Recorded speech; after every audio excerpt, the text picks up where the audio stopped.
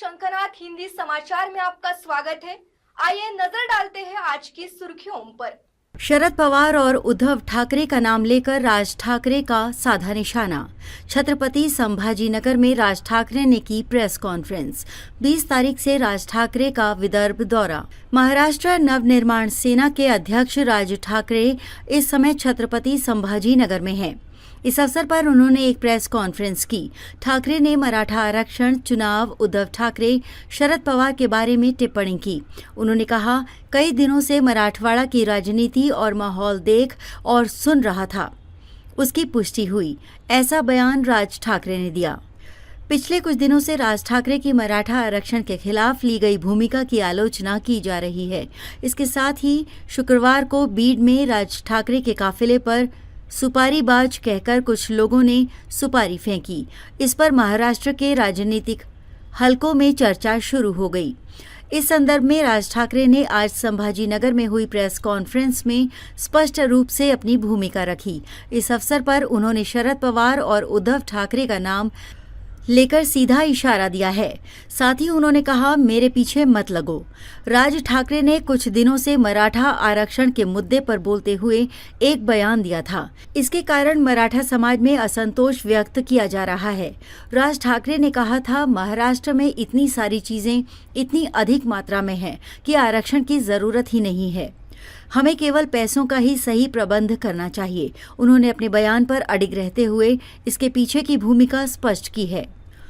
2006 में मैंने अपनी पार्टी की स्थापना की। तब से लेकर आज तक हमारी एक ही भूमिका रही है। अगर आरक्षण देना ही है तो आर्थिक आधार पर दिया जाए। मेरा मानना है कि महाराष्ट्र को आरक्षण की जरूरत ही नहीं है। ऐसे में महाराष्ट्र जैसा दूसरा राज्य नहीं है।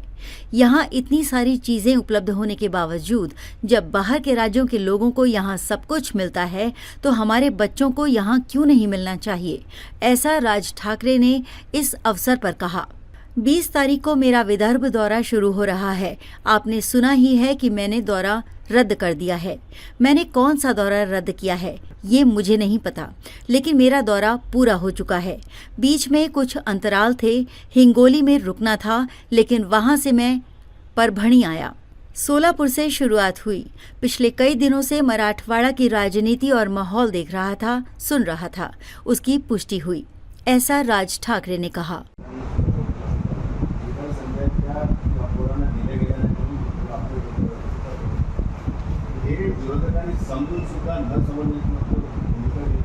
मला असं वाटतं विरोधकांच्या आणि पत्रकार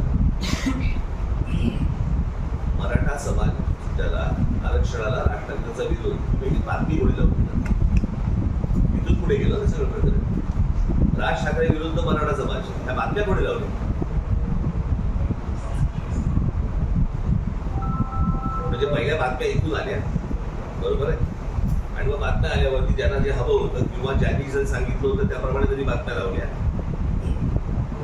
ते समोर आलं, उघड झालं। म्हणजे मला एका गोष्टीचं समाधान आहे या अख्ख्या दौऱ्यामध्ये की ह्यांचं नेमकं काय चाललंय हे किमान उघड झालं, आणि ह्याच्या पुढे ते काय करणार आहेत ना हे आता लोकांना कळेल। मध्ये होतं अशा प्रकारचं राजकारण। मी तुम्हाला एक मागे उदाहरण पण दिलं होतं, आठवतं तुम्हाला? आमच्या आधी शिलोरी गेले होते एकदा आणि एका ढाब्यावरती थांबले चहा प्यायला। तर ढाब्यावरचा तो काउंटरवरचा माणूस आला, हे बसले होते तिकडे खाटेवरती, तो काउंटरवरचा माणूस आला आणि शिलोरीला विचारलं, कौन सी चाट से हो? आज के हिंदी समाचार में बस इतना ही। फिर मिलेंगे देश भर में घटित अहम खबरों के साथ।